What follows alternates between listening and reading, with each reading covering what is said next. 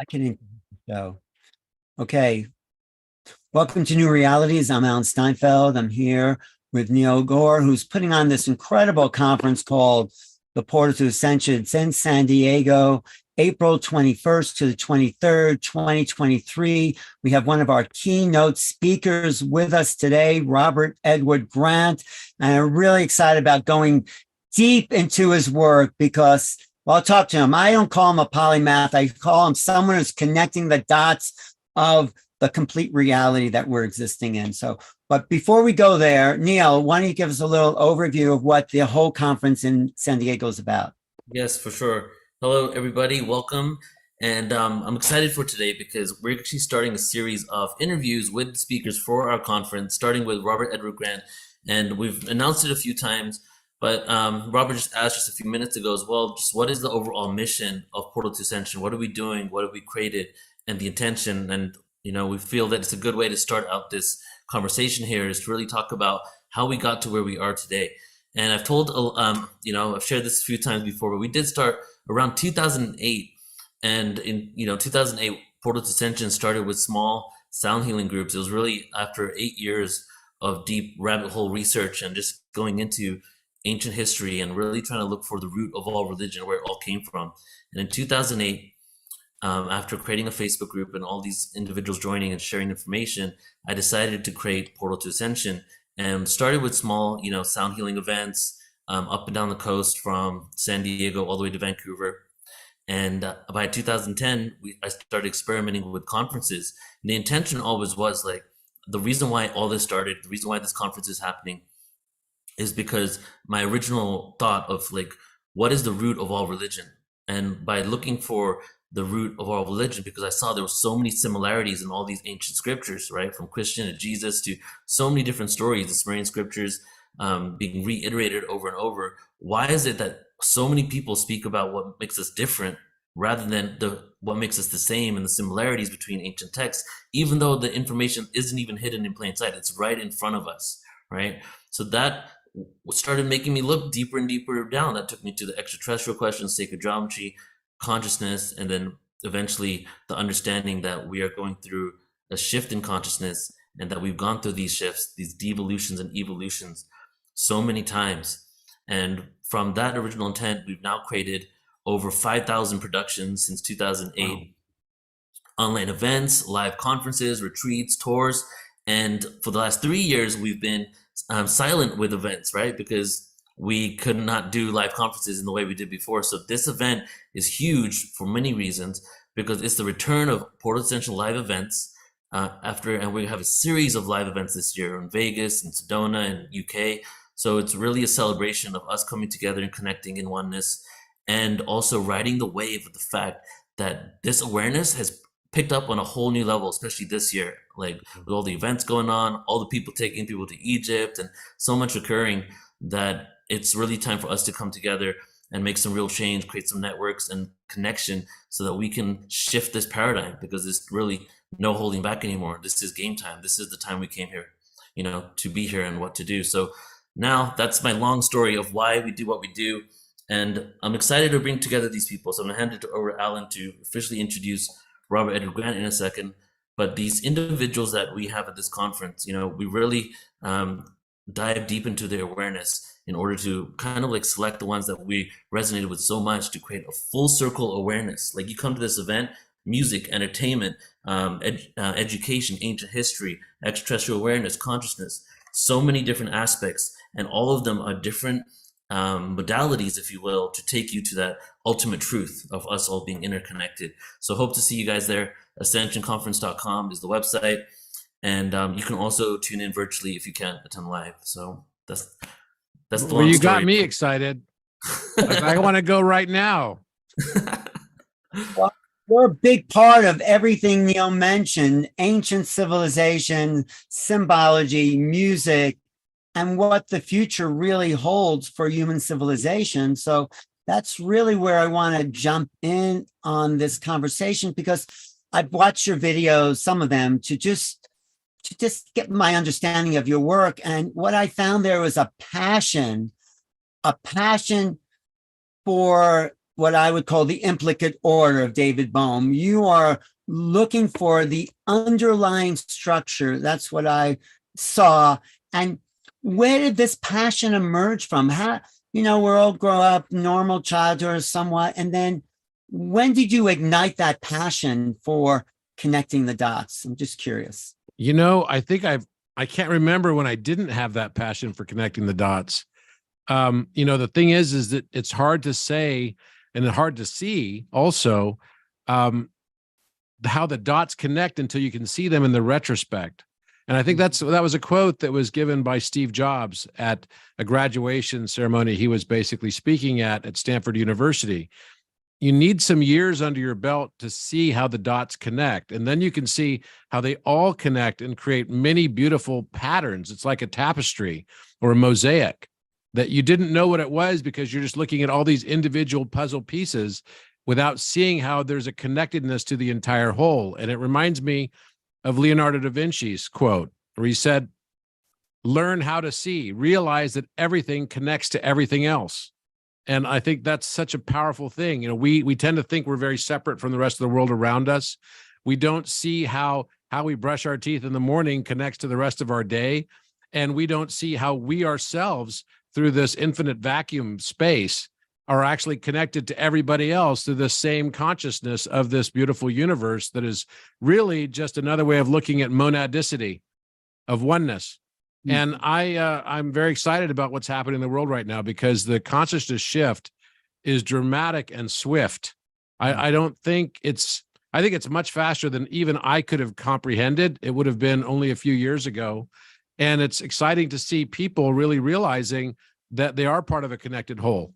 And when you're part of that connected whole, then you see how the dots connect every single day in every single moment. So I think part of this consciousness shift is what you point out a lot in your work. We're seeing new patterns, the patterns of perception. What are these new patterns you're seeing that is amplifying this acceleration of consciousness from your perspective? During COVID, one of the things that was kind of interesting is that QR codes took off in their usage, right? Because we all went to the restaurant, there were no more menus. So we had to use our phones to figure out how to read our menus. And that actually was a good metaphor for what's happening with us with geometry right now. Every time we take into our consciousness a new geometric form or pay attention to it, it's literally a QR code for our subconscious mind. It is raising our consciousness without us even knowing it. It will have a subtle impact. And really, all these higher dimensions of perception are all in the subtle realms. It's not like in your face type stuff. If we were flatlanders and someone came to us and tried to describe to us what the depth perception would be, right, which would be a z-axis when you looked at sort of a Cartesian plane in 3 dimensions, then it would be difficult to explain it because you'd have to use the words from only a 2-dimensional word to describe what someone else is seeing and feeling. And I think what's happening right now is that en masse, people are starting to be able to perceive these subtle realms of consciousness that they couldn't experience before. And some do it simply by studying geometry. Some actually get there through psychedelics and other means to be able to sort of shortchange or sort of skip a few rungs on the ladder. But eventually, everybody is going to be able to see some of these aspects of higher dimensional perception just because of where the Earth is in the solar system and where the solar system is in the galactic, sort of cycle around our central sun, which is actually not just our sun, Helios, but actually the galactic center, the galactic disk. Yeah, you talked about new patterns, new geometries. This is why I love crop circles, because I felt whoever's doing it from whatever level, they're giving us new patterns that start to encode and wake up a deeper neurological connection. Have you looked at the crop circles? Oh, absolutely. In fact, one of the things that I wasn't even aware of until somebody who goes by the name of Spirit Stem, her name is Melissa, and she's on Instagram, was following me, and she's definitely an avid crop circle follower, very much into it. And she started noticing a pattern between the artwork that I was posting on social media. When I would post a particular drawing, within the next day, if it was during crop circle season, which is generally during the spring and summer and sort of early fall months, that the same crop circle of a very similar drawing would appear in Wiltshire, England, or in France. And this happened now 17 times in the last 3 years. Wow. And so it caused me, because I wasn't even aware of it. She was just pointing it out. She said, you posted this last night on Instagram at like midnight, your time. And then 5 hours later, it was discovered as a crop circle in Southern England. And that's kind of like something that really turned me on to it. So I started really looking into it. My colleague, Alan Green, and I started analyzing some of the crop circles. You may remember about a year or so ago, there was a crop circle that looked very Freemason style. And we analyzed that, and it was most definitely a Freemason symbol that later we were able to sort of decode. There was another symbology that looked like a Vesca Piscis, but it was slightly modified from a Vesca Piscis, and we analyzed that. We were able to decode that too, that there were messages in this. And so I started thinking, well, in the case where I was drawing these symbologies and they were showing up as crop circles, either I had kind of some overzealous followers in somewhere in southern England and in France, or maybe there's something else going on. And it actually made me think of patents. I have about 60 patents, and I just got another one I didn't know about. I thought I had one here, but I actually have two that just came in. And these patents, are interesting because it's been many times that I filed patents that another person somewhere around the world files a patent on the same day for the same invention. Right. So then we have some sort of dispute sometimes. And so it makes me wonder, it's like, how did they come up with the same idea at the exact same time? How is this even possible? And when you start digging into it, you find that it's a lot more common than you think. People that have never met from halfway around the planet in Russia and the United States will end up putting forward a patent of the exact same invention at the exact same time. I believe it's because our brains are not storage devices, rather they're radio receivers. And our heart is the tuning dial for those radio receivers. So when we tune in to these higher frequencies, we will start picking up things like new inventions. I don't believe that our thoughts emanate from our brains. They're literally non-local to our brain. And Right. I think the same is happening often with crop circles. And I think probably some of the ETs are helping to get them in place as well. Yeah, when I Some fake ones also, let's be real. There's probably some fake crop circles out there. But I mean, when I see some of these ones that are crazy complex, I'm like, come on. How is that going to be? But even some of those fake ones, some of those guys who fake it said, I don't know where I got that idea to fake it in this shape. So there's this. Right. They're just crop circle slaves to some, larger consciousness. Well, maybe all of us actually are, right? Where what your designs are coming through from this higher level, the patterns and the creative flow is the spirit really that's being downloaded into the physical form in a sense, it seems like. So, but what do you think is behind the crop? Is there a force? You think it's ET? You think it's a manifestation of a collective consciousness as far as crop circles? I think that it's a manifestation. I mean, I definitely believe in ETs, and I've had experiences that I've talked about with them as well. And I don't even call them, it's like it's funny because we talk about extraterrestrial, and maybe probably the better way to term them would be intraterrestrial. They've been here all along. And, I think what's probably happening right now is that they've all been, and many of them have been in higher dimension. And as we can start to perceive higher dimension, we can start to perceive them. We can start to experience them. And they also, my experience with them is that they're very spiritual, and they believe in sort of a universal oneness as well. And you can almost think of them like Jedi Knights. In fact, Arcturians, they have a council, which is basically the Jed Council. They literally call it that. And they see themselves as like guardians of the galaxy. They're more like future humans that have sort of left Earth, a long time ago in their timeline, but they're no longer bound by time because they've moved into a six-dimensional sort of viewpoint and perspective. So I think what's happening is that as humanity starts to balance and starts to transcend beyond duality, that is a key. It's almost like, do you remember in Star Trek where they had this prime directive thing? The prime directive, I think, for planet Earth is there's a Maginot line or a threshold that they're not going to mess with us until we start transcending beyond duality. And then a significant part of the population has to transcend beyond this concept of light versus darkness, sort of black versus white, all these things that we have as polarities in society, which are part of the 7 Hermetic principles, which they also ascribe and believe to.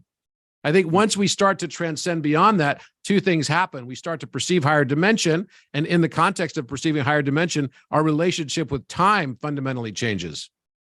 Do you know Robert Lawler's book, The Geometry of the End of Time? Have you studied? Yes. Mm-hmm. So he maps that out sort of in different dimensional geometries, which you get into. I mean, 3D, pretty simple. And some of the crop circles actually point to hyperdimensional tesseracts. Yeah. In fact, there was a tesseract on the 4th of July weekend that showed up. It was one of the ones that I had posted in my Telegram group, and which was a tesseract and an explanation, a new mathematical explanation for the imaginary plane of numbers. And the next morning, a tesseract showed up in Wiltshire. And it looked like you would recognize it. It was like a square with a tesseract base center, but then also had overlapping and intersecting waves going around it as well, which is forming somewhat of a torus type of a field. So you think they're giving us the secrets to things like time travel, wormhole technologies? Is some of these designs showing us this? I do, and I believe fundamentally that a lot of the stuff that I used to believe required like special machinery, like a time machine or whatever. I realize now that actually we are the time machine. And we don't need other devices to be able to astral project and to experience and to jump into different states of awareness across different dimensions of time space. And that's just the 5th, dimension of our experience that we have not yet experienced en masse, but now many people are starting to experience. So how do we change the modality of thought? I talk about the difference between cognition and recognition. How do we cognize this fresh way of thinking that will allow us to transcend the old dualistic mind? I think the answer is actually with the heart. I believe that what's happening right now that humanity is basically traversing through is a transition towards a heart-brain consciousness. So, our hearts actually have brain tissue in them around the SA node, which is right up at the top of the heart, right, above the atrial chamber, right, on that would be the right atrial side. You have this bundle of nerves and tissue there that acts a lot like a brain. And this is also where the sodium potassium pump starts in your heart, and it will contract the atrium. And then if you don't have complete heart block, which is a condition you probably don't want to have, then you'll have that same signal go down into your ventricles and pump your ventricles. Now, your brain actually has also the ability to feel, and our heart has the ability to think. So one of my favorite quotes is, when the heart thinks and when the mind feels, the river of wisdom flows. I'm going to show a design that was in your film, your little documentary. I think this is what you're doing, right? Yes. Oh, yeah, that's exactly. So it's a merging of heart and mind. This is the future of humanity. But how do we wake people up to our heart's, heart math wisdom is sort of the heart wisdom. How do we, because we are so intellectual, and you're an incredible intellectual too in that way, but how do you remember to drop into that feeling state?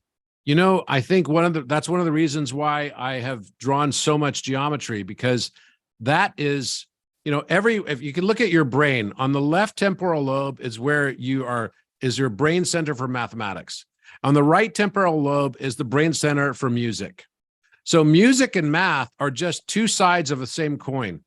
But the center point of your brain, between those two brain centers of music and mathematics, left brain versus right brain, is the corpus callosum, and that is where geometry finds its center.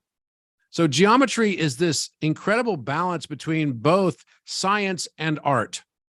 And because of that, it strengthens your pineal gland, and also will create an electrical canopy on your thalamus, right, in the corpus callosum to connect the left and right brains. So we've been taught in school that everything has to be, to get better in science, you have to study more science. And what I'm going to say to you right now is I don't believe that at all. I believe that's one of the things that's absolutely wrong. It's kind of like, if I were an athlete and I wanted to really be in great shape to run a marathon, I wouldn't only work out half of my body. Balance is critically important. So what we have is like a society where we are so left brain oriented and have been for the last few hundred years that we've lost, we've become almost hypertrophied on that side and atrophied on the other. And we're not practicing empathy. So as a society right now, I think that one of the biggest challenges is that, I often say this, that I don't believe the world's a difficult place because people hate each other. I believe it's difficult and can be difficult because people hate themselves. And mainly the reason why they hate themselves is because they practice no empathy towards themselves. They're very hard on themselves. And when someone's very hard on themselves, what happens is they project it to everyone around them and they start judging people around them with the things they don't like about themselves. And they're not even consciously aware of it. So coming out of this practice of thinking very left brain and moving into a heart brain awareness requires an opening of the heart, a feeling of empathy. It's a realization that your heart is as powerful as your brain and should actually be the lead on your day-to-day activities. And that requires a rise of the feminine, because the feminine aspect is more akin to the right brain if you're right-handed, and the left brain would be more this rational thought. The right brain is going to be the irrational, the imagination, the creativity, the darkness, and the light is in the left brain. This very much goes directly to the concept of Eye of Ra versus Eye of Horus. I've heard you talk about that. But do you think there was some kind, I'm not to get too much into conspiracies, but a kind of matrix, a kind of archonic matrix that's been laid over humanity to lock them into non-compassionate left brain rationalism that separated them from the divine feminine? I mean, I believe fundamentally that we are in a simulation of our own making, and that we come here so that we can learn different things that we wanted to learn. I've completely transitioned from the world is happening to me mentality to nothing's happening to me. It's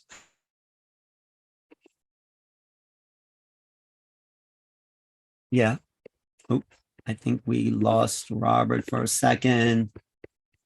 There you go. Lost you for a second. Go ahead. What were you saying, Robert? The world is not happening to you. I think you were saying it's happening for you. Are you back online there? I think he has frozen. So how about this? We can take a little pause here real quick and maybe take a break and show the trailer while we wait for him back in. Wait, I think he's just come back. Okay. Yep, I'm back. I'm back. There we go. We're having such bad weather here. It's like hard to know what's causing that. Are you guys there?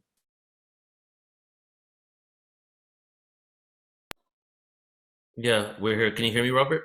I sure can. Maybe I should get out and come back in. I think that might be better. Yeah, I think yours is working. Alan's actually frozen now. Oh, it's Alan's. It's frozen. Okay, I wasn't sure about that. It seemed fine. Anyways, you were in the middle of a thought. Do you want to just continue with where you are? Yeah, totally. He's still kind of frozen for me. Is he frozen for you? Yeah, he's frozen for me, but I'll get him back in right now.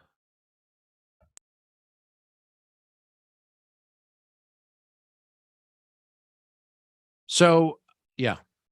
Yeah, you were saying something about, Alan was saying that you were saying not something happening to you, but something happening for you. Right.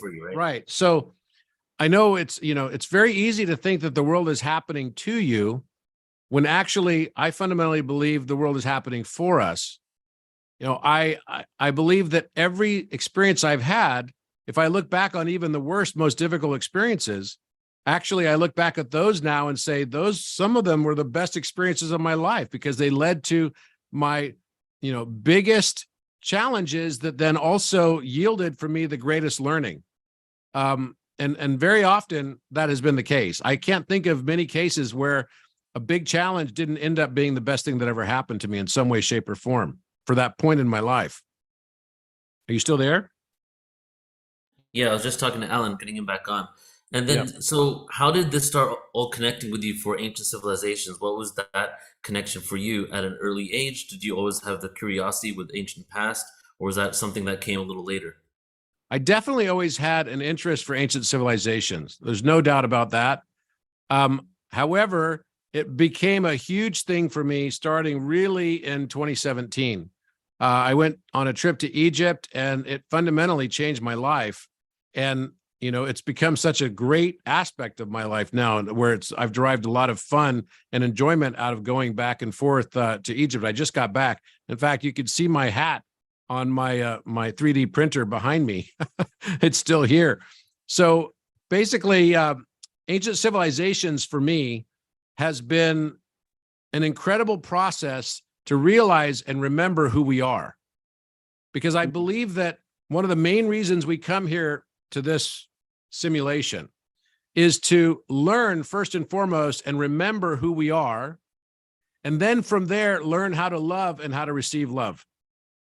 But what was the purpose of incarnation to begin with? If we came from source, we return to source. So why even bother? I think that the one divided itself into the many simply for the joy of becoming one again.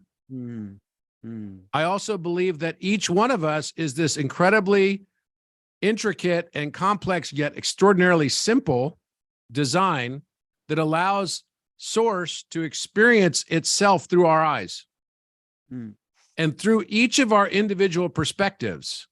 I mean, if you think about it this way, right? This is a geometry that I discovered called a grantahedron. It's a new geometric form. And if you looked at this and said, okay, how many sides are there on here? There's 16 sides, and there are 8 regular pentagons and 8 diamond-shaped pentagons, as you can see here. And they're all golden ratio related. So the length here is 1.618, and this is 1. And all the rest of these are 1, but the pentagon across from here to here is 1.618.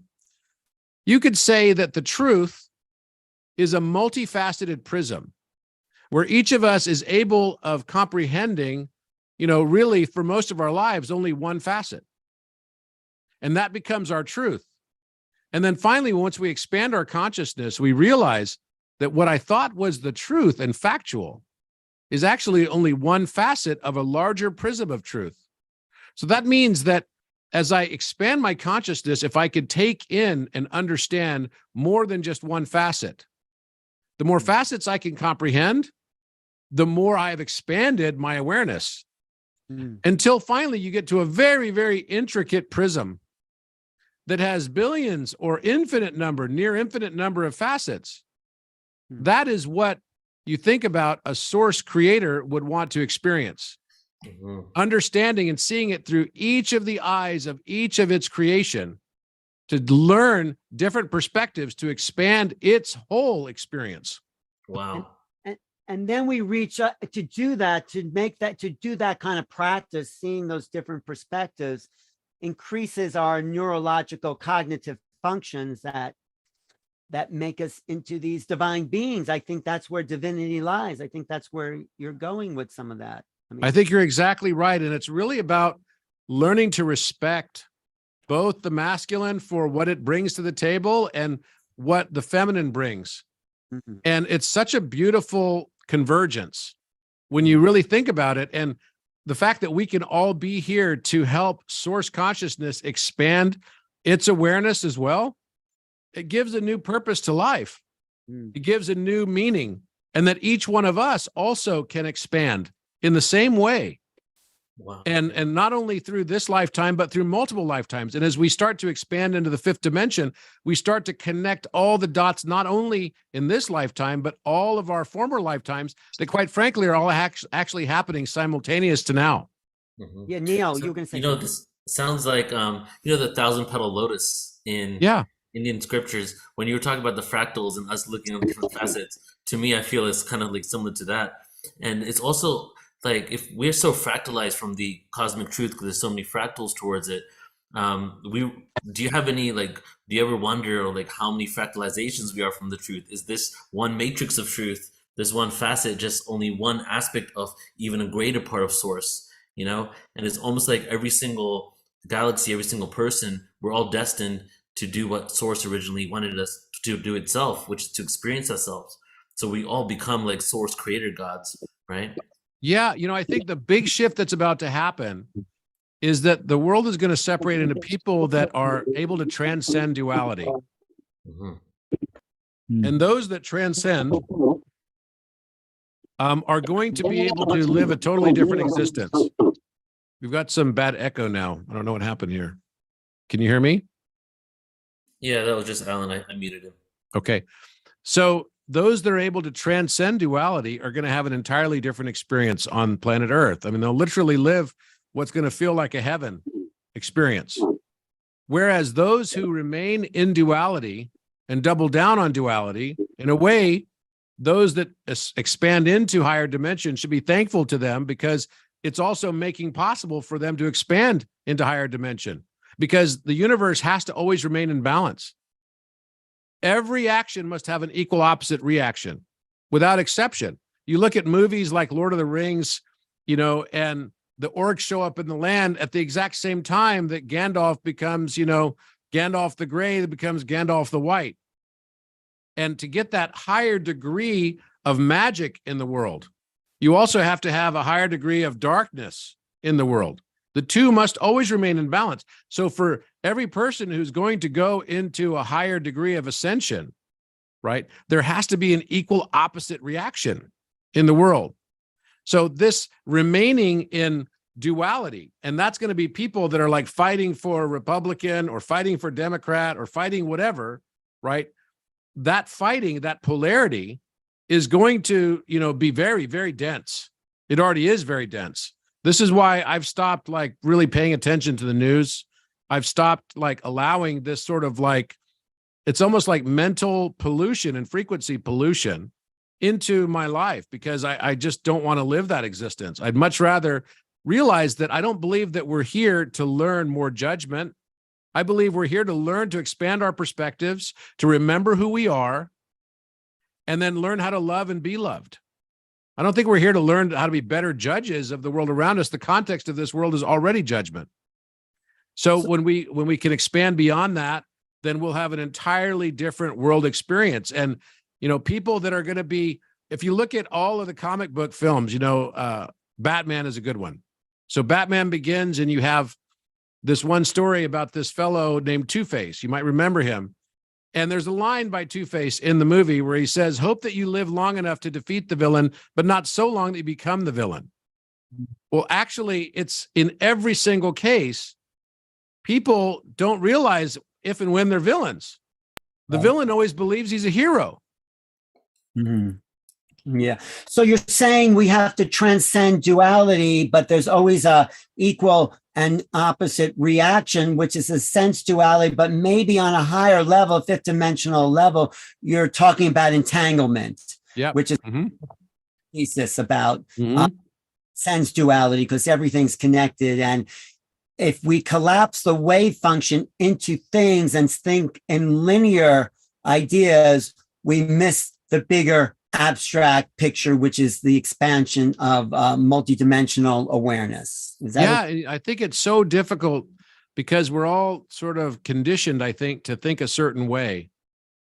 And especially it could be our families or whatever, but we're at that stage, where like Yoda says, you must unlearn what you have learned. And I think that's a very powerful reframing, because once we can do that, then the whole higher dimensional realm is open to us. It's literally with the throat chakra. There are 3 layers within the throat chakra. There's a self-awareness layer, and not that many people have actually achieved true self-awareness. It's difficult. Even in the business world, they always talk about people. I had a conversation today with the CEO who talked about someone he cared deeply for, but said they were very much lacking in self-awareness. So not that many people actually truly achieve self-awareness. And then the next layer is self-actualization. And very few people really learn how to manifest. And even if they do learn to manifest, it's still dependent on a time function. But as you get to the next layer, the third layer of the throat chakra is called self-transcendence. And self-transcendence is independent of time-space. So you can there manifest things literally instantaneously. And it's an entirely different existence. But it requires the transcendence of duality. You have to step out of duality to be able to reside in that space. And that's what the great masters that you point out were teaching us, what you said about Leonardo da Vinci, learn the art of science and the science of art. I think that's really brilliant from what he says. And then, what da Vinci showed us in art and in science was sort of the unification of the heart and the mind, would you say, right? I think that's exactly right. And, another way you could put that statement is you could say, learn the brain of the heart and learn the heart of the brain. Yeah. And that will allow you to learn how to see. You talk a lot about the Last Supper and its relationship to the King's Chamber. Did Leonardo ever visit the King's Chamber? How did he know how to align up the Last Supper in relationship to that great chamber? Leonardo wrote, there are several books of Leonardo's works. One of them is called Codex Atlanticus. And in reference 1336 and 1337, he is written a draft letter to the Lieutenant Devatdar of the Sultan of Cairo, Babylon. Now, why would Leonardo write a letter to the Sultan of Cairo? And actually, he uses the term Babylon because Babylon is in Cairo. There's a part of Cairo called Babylon, and it was where Sultan Qaitbay, who was a very famous Mamluk sultan, which is a class of, it's kind of like during the Ottoman Empire time, these were cousins of the Ottomans. They were based out of Syria, and they got control of all of North Africa, including Egypt. And they put their headquarters in Cairo. And Cairo was largely built up as a metropolitan city at the time by Sultan Qaitbay. Over 250 structures today standing still from 1482 until 1500 were built by, commissions that were put in place by Sultan Qaitbay. He was very heavy in trade and had very strong trade routes, both with Milan and Florence and Venice. And so his boats would dock in Venice, and then you could find paintings in Europe of Sultan Qaitbay's arrival in Europe several times, right? Especially through Venice. Because he was setting out to actually create a very metropolitan, modernized city in 15th century Egypt, he wanted to bring on the very best architects and mathematicians and scholars to help him build this beautiful new city that was his dream. Among those were more than 100 European scholars and polymaths. So if you look at the Babylon fortress in Cairo today, it doesn't look like anything you would imagine from Egypt. It looks exactly like a Tuscan castle. So he hired Leonardo da Vinci, and da Vinci chronicles the story of him being hired by him in this letter. Okay, so there's no dispute as to whether or not da Vinci wrote this letter. Right. Now, what is that dispute is what he was referring to, because what the letter basically talks about is his surveying of Mount Taurus. Now, most people that are in art history don't know that the original name of the Great Pyramid was Bull Mountain. They also don't know that that's a reference to Osiris, because the Apis bull is Osiris, and the other name of Osiris was the Great Bull of the West. So when you start adding all this up and then realize that the original name of the Giza Plateau was never Giza, but it was Ras Tau, which is Taurus backwards. So now you start to realize, wait, and the description he gives of Mount Taurus is not some mountain in the Armenian mountains or in Turkey, which why would he be there to survey when that was under the solid control of the Ottomans, his arch enemies? And actually you realize that the whole thing was encrypted. He talks about actually having been in a town, it was actually a bustling city, he refers to it as, called Kalindra. There was never a town called Kalindra in Turkey or in Armenia. I've looked, believe me, I've hired historians and everything to look for any reference to a place that had the name Kalindra, which is like Kali, and the word we get out of it is calendar, right? It's Kali and dragon, right? Kali and dragon. So this Ouroboros, you could think of that as an Ouroboros. Snake biting The its tail. cycle of the snake biting its tail, the cycle of destruction.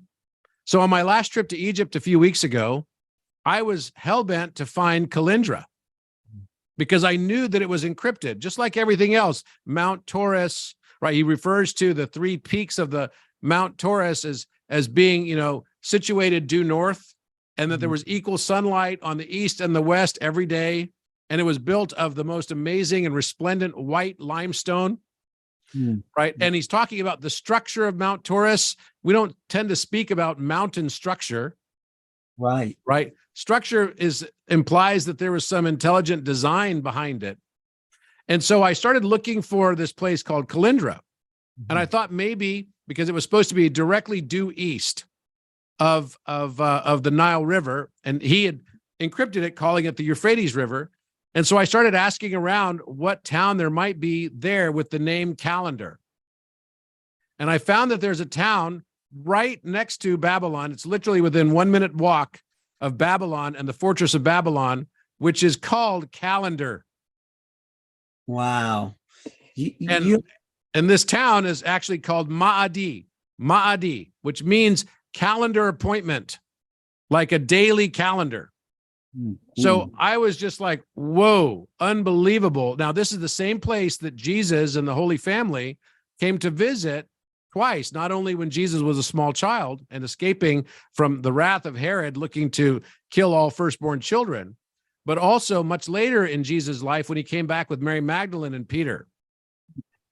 But you're saying Leonardo evidence from what you found, and you're making incredible discoveries that people looked at for years but didn't put together. So thank you for adding to the history of human civilization. And so Leonardo, probably as a young man, before he became a well-known painter, probably went to Cairo, got into the great. He was in his 30s. Yep. He was in his 30s.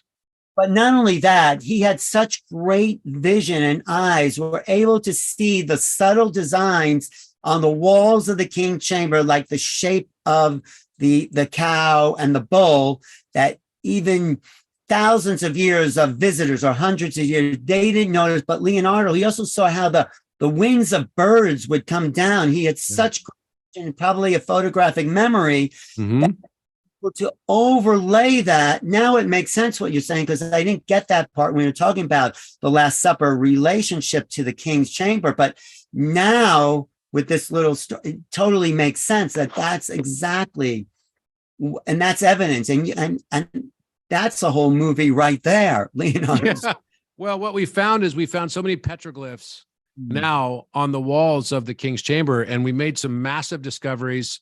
And maybe I'll debut some of them at the Portal for Ascension conference, That'd be fantastic. which I think would be kind of really cool. One of them actually relates to DNA, and a pretty remarkable discovery there. Actually, these discoveries are literally going to change, I believe, the whole narrative of how we look at what the purpose of the pyramid was, and the builders of it even.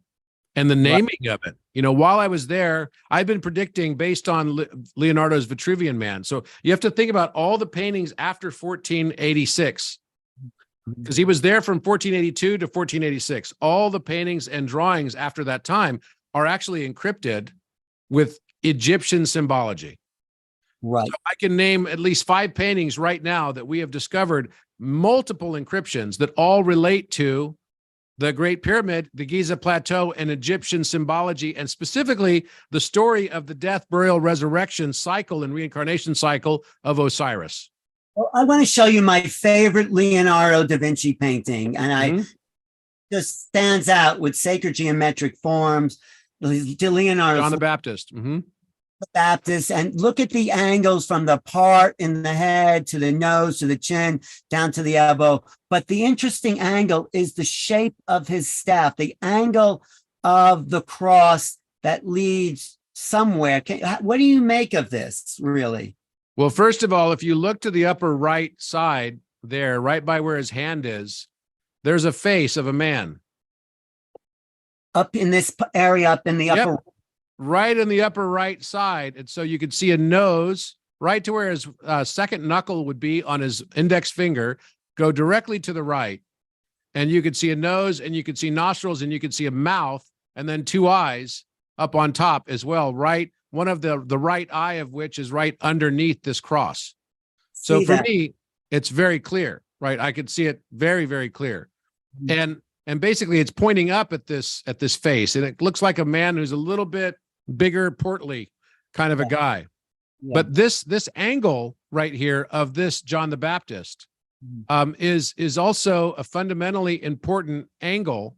And the way that he's pointing up as well is obviously telling us something. Another place that we see this finger pointing up is in particular in the Last Supper, where you see Thomas pointing up to the wall, and you're wondering, in the exact same way as this, you're wondering what it is that he's pointing at. Why is he pointing there? And you could see, of course, the curls on the hair, but all of these symbologies become really, really important when you look at it as a mosaic. So if you pulled up, in fact, I could do this for you if you like. If you go to Mona Lisa, pull up the Mona Lisa. Let me show you something. And make sure you go to a high-res form of it if you can. I just want to say one thing about this is the double toroidal form from the right hand and the left hand. Yep. As above, so is in the heart here with this John the Baptist. Yep. And he's pointing right to his chest as well. But if you just go to a Mona Lisa, I'll show you something that kind of relates to this.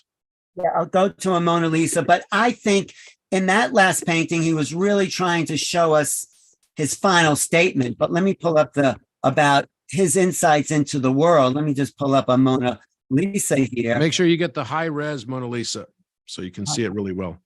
Let me just Google Mona Lisa high-res wiki. Okay, Mona Lisa high-res wiki. High-res. Okay, let me see if this is it. I think this might be high-res here. Let me just see. Okay, let me see if this is it here. Okay, I think let's try that. Okay, let me just go here. Anyway, okay, there, is that good? Yep, it is. So if you zoom in a little bit on it. Yeah. So okay. What I noticed over here is if you look to the left of Mona Lisa, right? So if you take your cursor and move over to the left side, it looks like there's some sort of a letter C hanging out with looks like a chain attached to it. On the left side, you're saying? On the left side, yeah, on the left side. So if you let me, let me do this. I'll do it because it'll be easier for us to do it. And maybe if you let me share screen, I can pull it up for you. Okay, Neil, can you let Robert share screen here? Yeah, Robert, you can go ahead and share screen. Okay. Yes. Let me just pull up the image. Because the reason I think we should go through is the wisdom of Leonardo da Vinci was showing us something about ourselves in relationship to the universe. This is why. Indeed. Yes, indeed. So let's have a look at this. Okay, great. All right. So here's Mona Lisa. Right. Now, as this is downloading, okay. So do you see this shape right here? The strange shape? Yeah. This thing right here. Yeah. Yes. What is that, right? What is that? Why is it there? And then you have the same kind of blackish color behind her back that looks like a hook right here. Right. Yes. See this? Yes. Yeah. Okay. What is this, right? Well, it's interesting because if we now look as well at, let's look at the Vitruvian Man. You might notice something about this that will be kind of remarkable. Well, because Vitruvian Man also has something similar. The other thing I also know about the Mona Lisa Vitruvian Man, the portrait of Leonardo da Vinci, is the shape of that mouth, that kind of strange little, but that's not what you're talking about. There's Vitruvian. That's right. That's right. So if you look at Vitruvian Man, first of all, the first reference to figure out that this was related to Egypt is the 1/14th. So the Vitruvian Man, and you can see it's written in backwards mirror text. You see the 1/14 backwards right here. I do. Yes. Okay. Yes. So Vitruvian Man was cut into 14 parts. Well, there's another person in Egyptology and ancient Egyptian mythology that was cut into 14 parts, and his name was Osiris. Right. Right. The Right. original. So he was Yeah. cut into 14 parts by his brother Set. Mhm. And you'll notice here that Da Vinci put these horizontal lines on the body to represent the cuts of the body. So he's got 14 lines on here. But what's interesting is on the left wrist, there's, this one line at the wrist and then another one at the elbow and one at the shoulder here. But on the right wrist, there's two lines. There's one here and then there's another one right here. Do you see that? I do see that. Yes. Yep. Yeah. Do you see also that it looks like a cuff then? Because you've got a line here and then another line here. It's like he's wearing a cuff of some sort. And then you can even see when we zoom out, it looks like there's a broken cuff hanging off of it. You see this right here? Ooh, it's a little dark. It looks like a smudge on the actual image itself. Yeah, but it's not really a smudge. It's like a broken open C. Yeah. Can you see the C right here? It's like a C shape right here. And like little dots hanging off of it as well, like a broken shackle. So what I did is I took this same photo. I said, okay, well, what happens if I were to take the fingers of Vitruvian Man and assume that that's the width of the Mona Lisa? Yeah. Right. Yeah. And then I would place that exactly on top of the Mona Lisa, and I would rest the feet exactly where her hands are resting, right here. Yeah. Would it by chance have the hand end up going inside this shackle? Oh. I mean, And guess what? It does. he did. How many years apart did he do these, the painting and the drawing? The drawing was done in 1486 or 87. This was done, it was never done all the way up until, the day of his death. So he kept it with him all the way through his death at Chateau d'Amboise, which is where he met Anne Boleyn. So, but basically, see if I might be able to pull it up here. I did some stuff recently that I might not be able to. saying we are kept in shackles. Is that what you're saying there? Well, or maybe that we have this belief that we are separate, from that we are separate from the feminine, but actually we are always attached to it. There's no way that we are not always attached to it. And that's basically, I think, what it's trying to tell us. Let's see if I can find this. Well, that's also curious why John the Baptist is such an androgynous looking being. That's the merge. It's the hierogamos, the holy marriage. Eros Gamos, right? Exactly, the holy marriage. And that's what he's showing us in all his paintings, that we are this interior, this part of ourselves is divine. It's married, the divine feminine, and so exactly. You know this. I'm going to have to try to find this because I went over my 2 terabyte limit on Apple, so I had to get this other. While I was gone, they had to set up a new hard drive for me for this stuff. But basically, what you'll find is that it fits perfectly over it, and then the circle of Vitruvian Man perfectly goes into. It basically is right around the crown of the Mona Lisa. It fits exactly perfect. And his hand fits exactly into that shackle.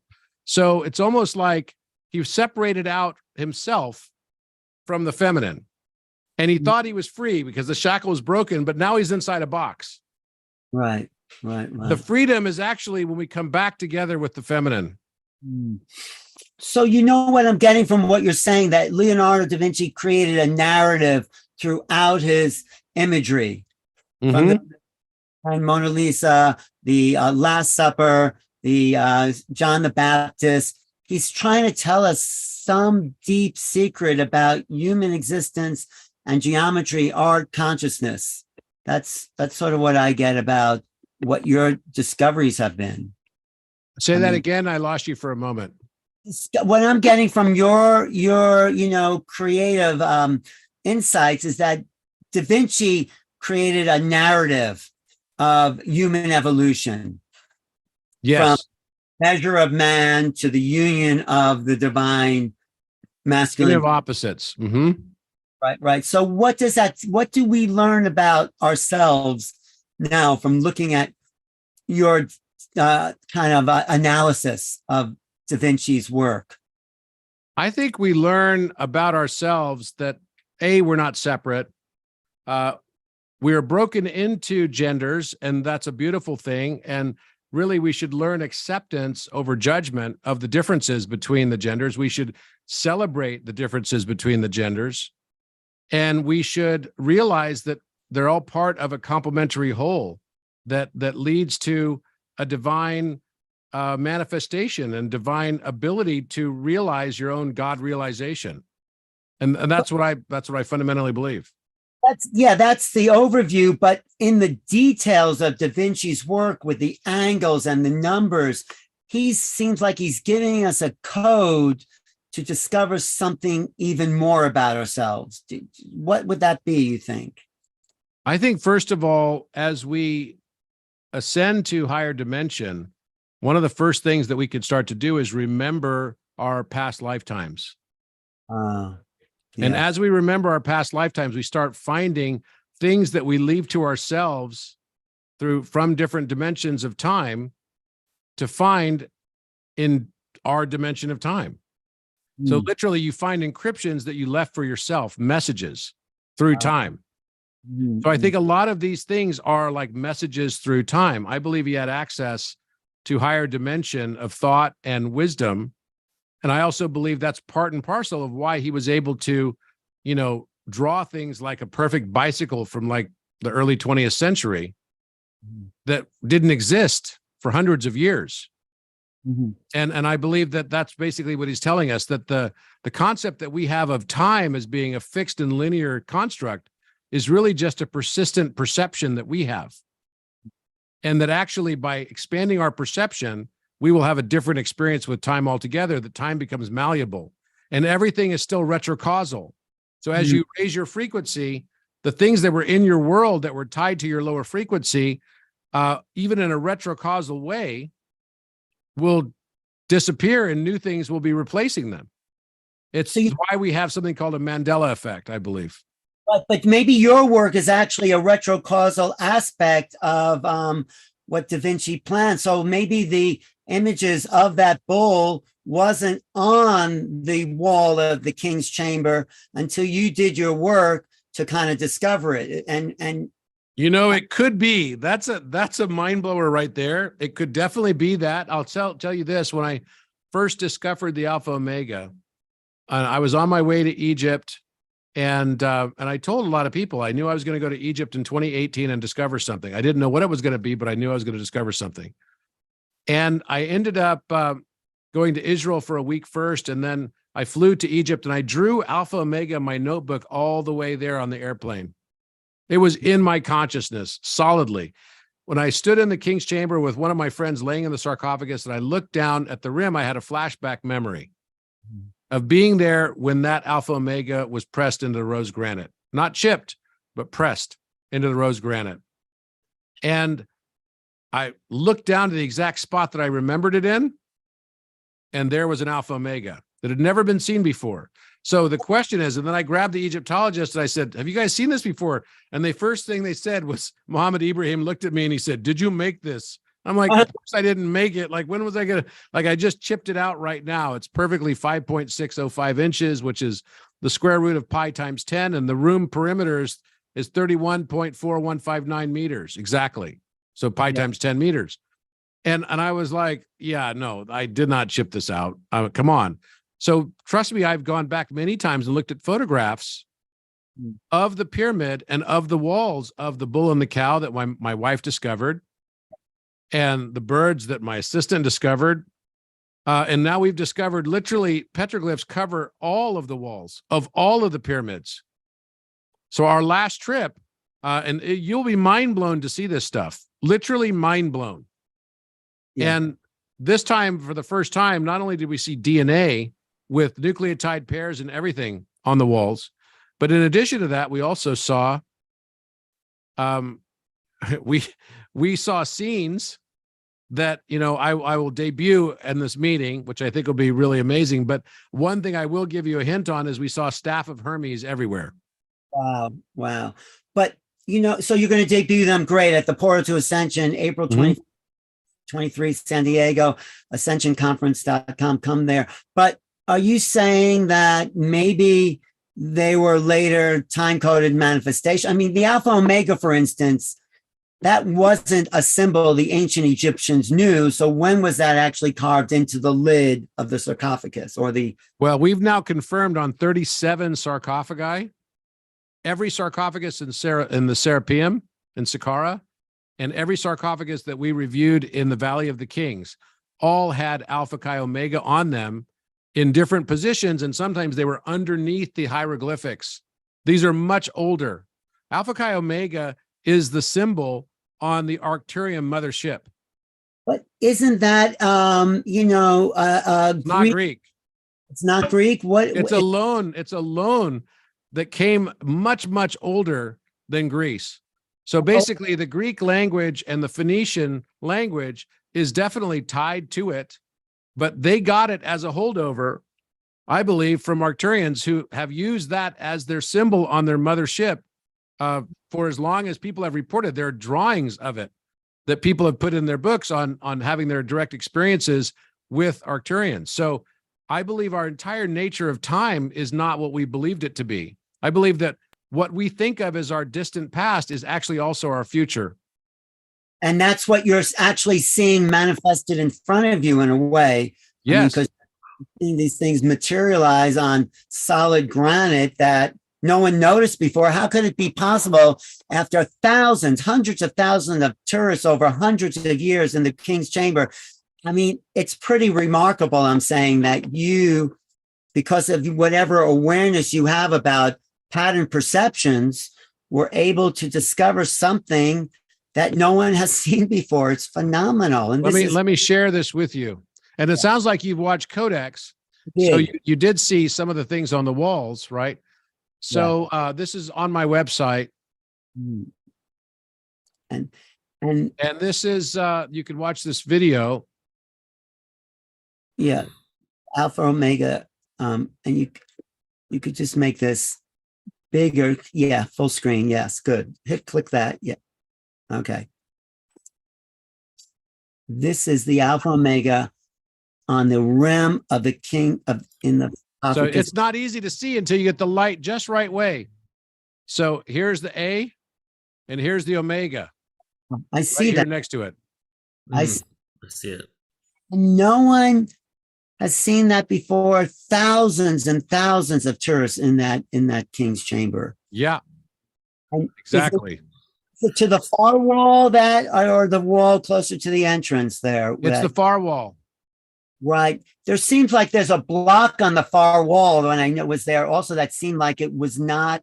Yeah, there's like a false block right next to the pyramid. I mean, right next to the sarcophagus. But I mean, you can see this if you know exactly where to place the light. But I'm telling you, I've been in there many times.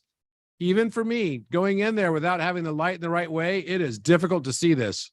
Right. So what makes you feel that this is Arcturian language? Where's the connection there?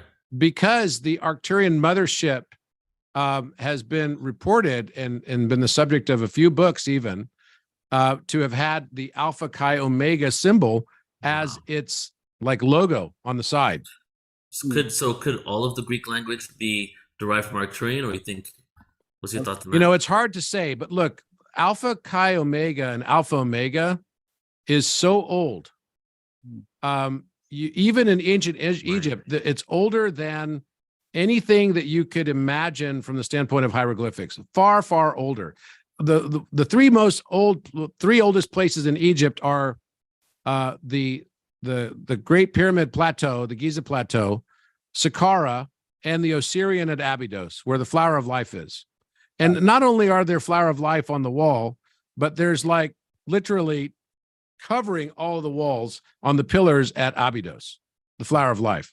But there also, we found a very large Alpha Chi Omega that we discovered on the, on the wall at Abydos, which was, really shocking for us because we didn't expect that. And now we found Alpha Chi Omega on every sarcophagus that we have investigated, like every one. It's as if they repurposed all of these sarcophagi from a much older civilization. Maybe. And I have no other explanation for it than that, other than we just know that they're all there. Well, do And you want to definitely happened that way. something else that I heard? You know how the Great Pyramid, the other pyramids had limestone on the outer casing. So it, like Leonardo said, it was a white mountain that's shown in the distance. And there was an earthquake sometime, was in the after, you know, in the 1400s, or maybe after Leonardo's there, 15 or 16, and those limestone casings came down, but there was writing on the limestone that was also in an extraterrestrial language, and you could see that writing in the Mosque of Ali.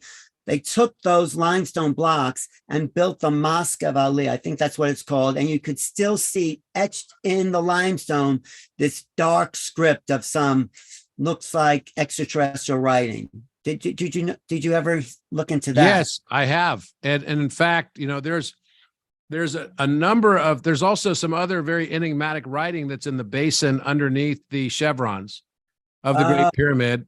There are four, you know, there are four characters, which, you know, some people believe are pronounced Deber or Devere.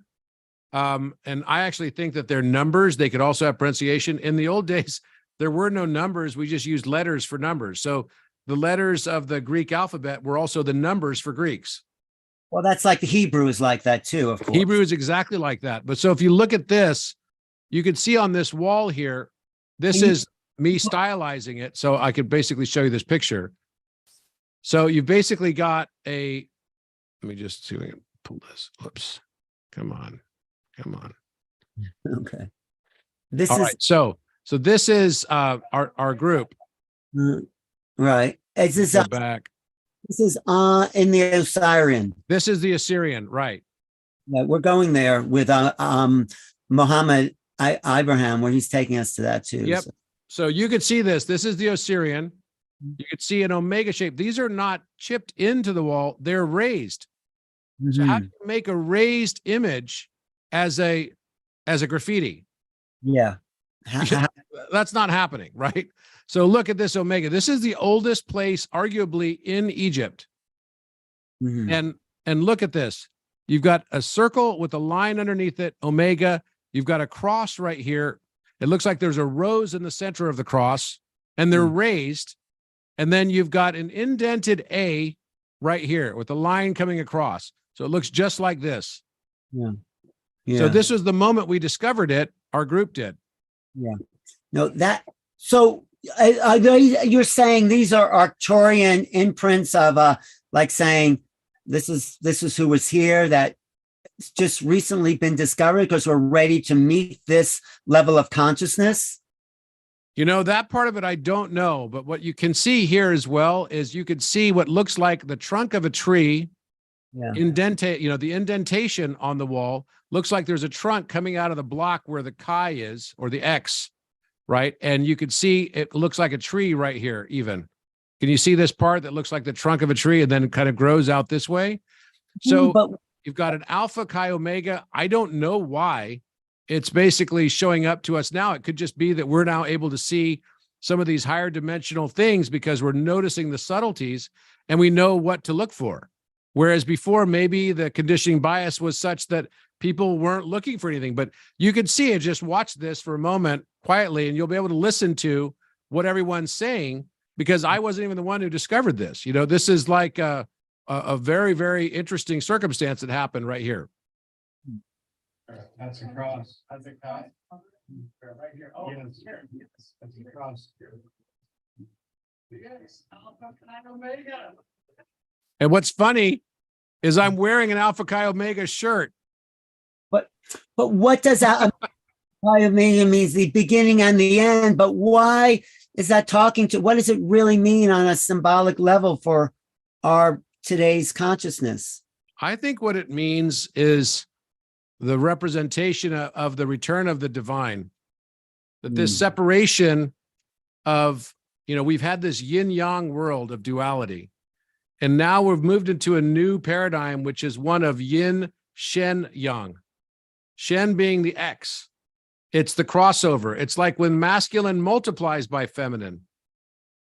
It's not just plus, it's plus and multiplication. And then something really magical happens with that. And there's a return to divinity and a return to the understanding of what our real destiny is. Neil, does it rewrite ancient history? I mean, you're a student of history, right? Yeah, I mean, I love everything you're sharing, Robert, because this is kind of information I'm attracted to. It's really full circle awareness, right? Like to me, the word ascension doesn't just mean some spiritual tools and vibration. It's everything: ancient civilizations, the mathematics, the science of the cosmos. And you're really bringing it all into what it all means. These are all different facets that we're bringing together in order to piece together those pieces of the puzzle, like you showed those different fractals. And from all those avenues, we get a greater understanding of who we are and where we came from and what we're here to do, right? So there was one other thing that you shared that really stood out for me, and you said maybe we can close out with answering to this a little bit. You said our distant past is also our future, and to me this kind of feels like you're saying maybe that we've been incarnated into these lower dimensions by beings that we eventually become as we evolve into our future. So what are your thoughts on that? What does it I think mean? that's exactly right. I don't think that I think the funny joke on all of us is that this is not about blaming anyone else. I think it's really what we chose. And, one of my favorite Chinese proverbs is, the man who blames others has a long way to go in his journey. The man who blames himself is halfway there. And the man who blames no one has arrived. I think there's deep wisdom in this. So let me just show you this, because I promised on this, I wanted to show you this related to the Mona Lisa. And you can see here, trying to draw some conclusions. The same thing. So as we place this on top of, right, using the exact same proportions. Sorry, just so I get my head around this correctly, Robert. The omega is kind of pointing inward, it's not pointing downward. See it right here? It goes right over his wrist. The omega. Yeah. And it's an omega. The letter C is an omega shape. It's the exact same shape as the one in the pyramid. That's the beginning and the end. So when you match the Vitruvian man's fingers to the width of the Mona Lisa, and you rest his feet on the same place that her hands are resting, then the head is perfectly inscribed within the Vitruvian man's circle. Can you see that? That is an incredible discovery that changes art history. I say it makes Leonardo's paintings a narrative of conscious awakening, in a sense. Indeed it does, which is why we've all been so enigmatically intrigued by it. And look also at the eye of Horus, the left eye of Mona Lisa, and it ends up exactly at the crown chakra of Vitruvian man. Oh, yeah. You see that? Like literally right there. How beautiful is that? That's like mind-boggling. And, I think it's such an amazing, amazing thing that we can see now. And, another thing that points us to Osiris, not only the 14 cuts, but when we realize as well that we can take the Salvator Mundi and what are these 3 stars? And look at this. The reflection of his hand is actually the Great Pyramid. Oh. You can see the ridge line on it as well. And then those 3 stars happen to match exactly the top 3 stars of Orion. Belts, not the Not the belt. belt stars, not the belt stars, the top 3 stars of Orion, right? Which is Betelgeuse, Mintaka, and I forget the other, Bellatrix, I think is the other one. And so what about those 3 stars? Is he pointing to our destiny, or? No, he's basically saying that this whole Giza plateau, right, is, we already know that the position of the 3 pyramids is the belt stars. And what he's pointing to is that this is all about Orion. Oh. It's all about Orion. Here's another way to look at it right here. I see. Yeah, I see those stars right there. Yeah. Wow. And what kind of triangle is that, making the specific triangle too? Yeah, this is the top 3 stars of Orion. So you could basically put, what, I guess I thought I had that. Hang on a second. Maybe it's this one. Well, you have so much to share with our audience in San Diego, Robert. This is just getting me really excited about discoveries you're going to continually make about the stars, the history of art, consciousness, who we are, the divine nature. I mean, absolutely. Look, here we go. Can you see this right here? Yeah. Here's Orion. Those are the top 3 stars of Orion. It fits perfectly right on top of this thing that looks like the pyramid, which is his hand. Wow. It's even got a ridge line of here in this pyramid, right? I mean, it's pretty clear. And the whole thing here is about Christ consciousness and achieving the X, the Shen. So you can see the other stars all fall outside of the ball, right? They're like right on the rim, on the edge. Yeah. So you just wouldn't be able to see them. But basically, those are the top 3 stars of Orion. Again, telling us the connection back to Orion and the man with 14 cuts. And I'm sure you have some maybe we can talk about that another time, but I'm sure you have some opinions on why they're pointing to Orion, right? Yeah, because Orion represents, and we found that on the pyramid walls as well, Orion represents this death, burial, resurrection, and reincarnation cycle that mankind went into, right? And that's really what it's all about. And now it's about us. Here's another way to look at this.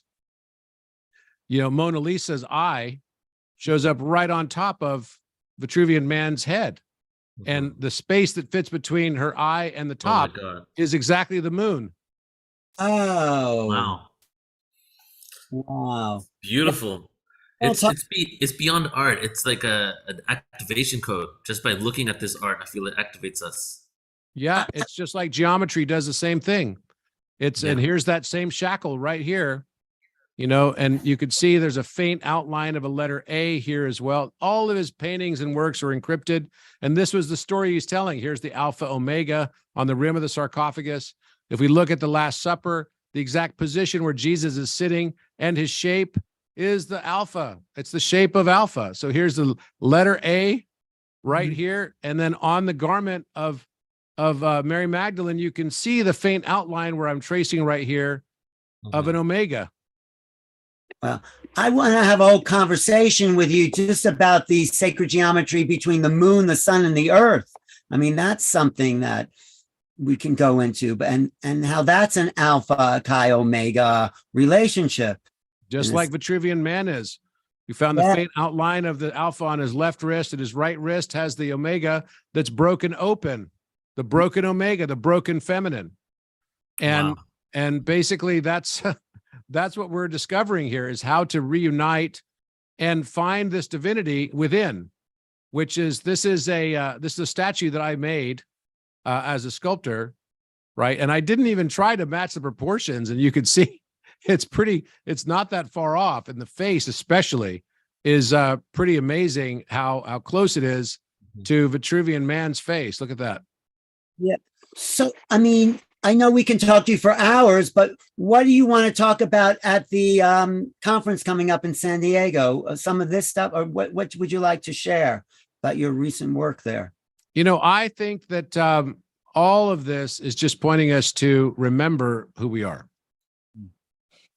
And I think that's why, as soon as we start to do that and transcend duality, then the intraterrestrials that are already here are going to be very much available to our perception. Yeah, I mean, it is about transcending duality, but there's something so sophisticated and deep about these designs that it feels like codes. It feels like ways of activating the neural networks to perceive those levels of transcendence.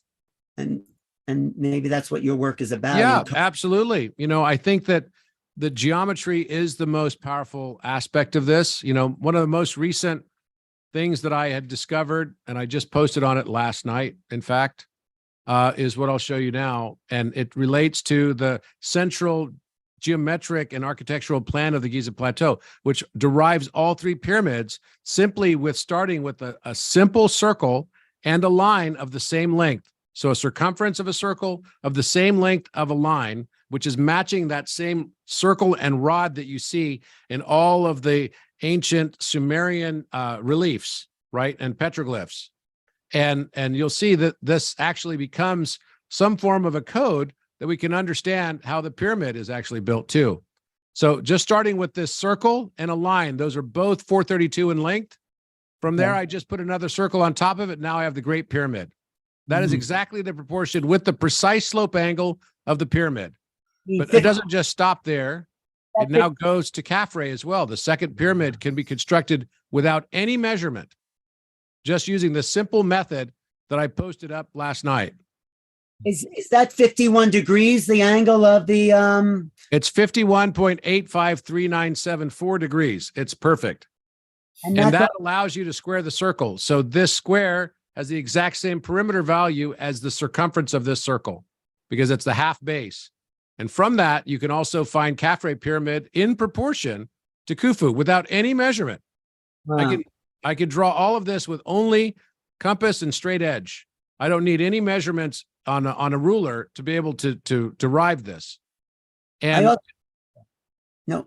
I just heard that 51.3 degrees is the structure of bone, the angles of the calcium in the bones is at 51 degrees. If that makes sense, Yeah, I mean, that could well, I'm not aware of that as an angle, but I'll have a look at the structure of the calcium angle. But basically what this does is, the three different pyramids have 3 different degrees. The Great Pyramid's 51.85397. You can see it right here on the right. The Khafre pyramid is 53.13, and the Menkaure pyramid is 51.34. And those are musical ratios. So this is and if you know music, this is a major third, a 5/4 Pythagorean interval. And then you have a perfect fifth that sits inside of this, and a perfect fourth, because its inverse of the perfect fourth, which is 4/3, is going to be exactly the perfect fifth as well, right? Which is 3/2. So half of this 4 becomes, it inverses the other direction. And then the Great Pyramid becomes 2/pi. So we've got 5, 4, 3, 2 pi. So pi is being another way of looking at the circle, or 1. So 5, 4, 3, 2, 1, you've got the tetractys. And these are all musical intervals that are available in the Great Pyramid, Khafre pyramid, and Menkaure, just in their base to their height ratios. It's all musical interval. It's like the rainbow spectrum of light and sound is what we're looking at when we look at the Giza Plateau. It's a whole other conversation, but I'm sure you have a theory about the bent pyramid and the different angles that are happening. Oh, there. yeah. We've analyzed that to a very, very high degree. The upper angle of the bent pyramid is 43 degrees, 22 minutes. And that's 432. And 432 is the foundational basis of the measurements that were used to build not only the pyramids in Giza, but the pyramids in Mexico as well. The base of the Pyramid of the Sun in Mexico is identical to the base of the Great Pyramid in Egypt, 756 feet. Robert, let's go into some of the steep stuff at the conference that Neil has to jump off, but I really could talk to you for days about all this because the work. And how do people find you and your books and your work? You can find me on Instagram. I have books on Amazon. I'm very happy and lucky that my book called PHILOMATH has been still this weekend. It was still, after 2 years of being released, the #1 book in number theory on Amazon, and also in geometry, general geometry. I have a new book that just came out called Polymath, which is really about all of these. It analyzes all the impossible geometric forms, and they're not supposed to be possible at all, and uses it as a reference point for mankind ascending beyond what he believed was possible. And what he and she believed was possible. And you can go to my Instagram page, which is just Robert Edward Grant on Instagram, and on my website is the same, robertedwardgrant.com. I can't wait to see you at San Diego, because there's going to be a lot of brilliant people there who understand what you're talking about, Robert Schoch, JJ and Desiree Hertog, Michael Cremo. These are all investigators into the ancient knowledge. So we're going to have an incredible conversation about ancient civilizations there. Neil, anything else you want to say about the conference? Yeah, and you're also going to be on the panel with the ancient history panel with her tags, Linda Multahau, and everything. So, maybe we can go deeper into these specific questions on the panel as well. Oh, happy to. Yeah. Totally happy to. So Robert, very excited for this conference and looking forward to meeting you guys in person. thank you. Appreciate you, brother. Thank you for everything you're doing. Thank you. Love this conversation. I'm going to watch it again because there's so much in there. Oh, Thank yeah, you. it's dense. It's dense. So, but yeah, definitely Codex is another thing I wanted to say, is that if you're interested in these types of things, you can find me on Gaia on Codex, which has done remarkably well. And I'm really thrilled, but I think you're right. The story is about to go really, really big. I feel that. Mm-hmm. Thank you for your time. Thank you. Thank you.